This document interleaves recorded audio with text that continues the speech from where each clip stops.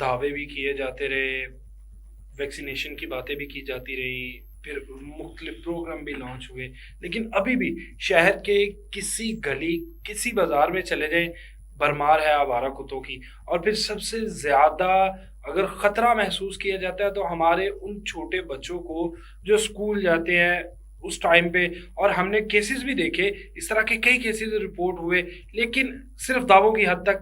جب واقعہ ہو تو اس وقت حکومت کو بڑا یاد آتا ہے، فوری طور پہ ایکشن ہوگا، کوئی ایک دو دن اس کے بعد پھر وہی چیزیں۔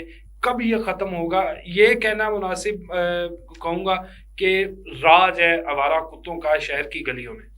دیکھیے لاہور شہر جو ہے وہ بدقسمتی کے ساتھ اس وقت تقریباً 60,000 آوارہ کتوں کے میں سمجھوں گا کہ وہ نرگے میں ہے۔ اگر اس کو ہم باقاعدہ پوری ڈیٹیل کے ساتھ بات کریں تو اس وقت لاہور کی 274 جو یوسیز ہیں اس میں ایوریج 219 کتے جو ہیں آوارہ کتے وہ ہر یوسی میں ہیں، جو خوف و ہراس کی علامت ہیں، جو مختلف بیماریوں کی علامت ہیں، جو گندگی اور میں یہ سمجھتا ہوں کہ ہر طرح کی آلودگی کی جو علامت جو ہے وہ سمجھے جاتے ہیں۔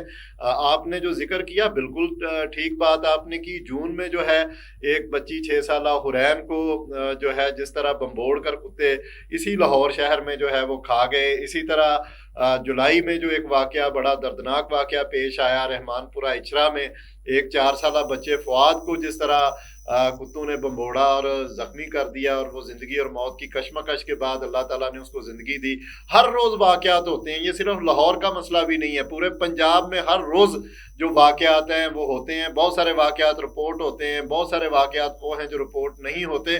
اگر پچھلے سال کو مد نظر رکھا جائے تو ایک سال کے اندر 1,72,000 آوارہ کتوں کے کاٹنے کے واقعات جو ہیں وہ پورے پنجاب میں رپورٹ ہوئے ہیں۔ اور اسی طرح 45 دن کا اگر ڈیٹا لے لیا جائے تو 1 فروری سے لے کے 15 مارچ تک 35,000 واقعات جو ہیں وہ پنجاب بھر سے رپورٹ ہوئے، جس میں 700 سے زیادہ واقعات جو ہیں وہ لاہور کے ہیں۔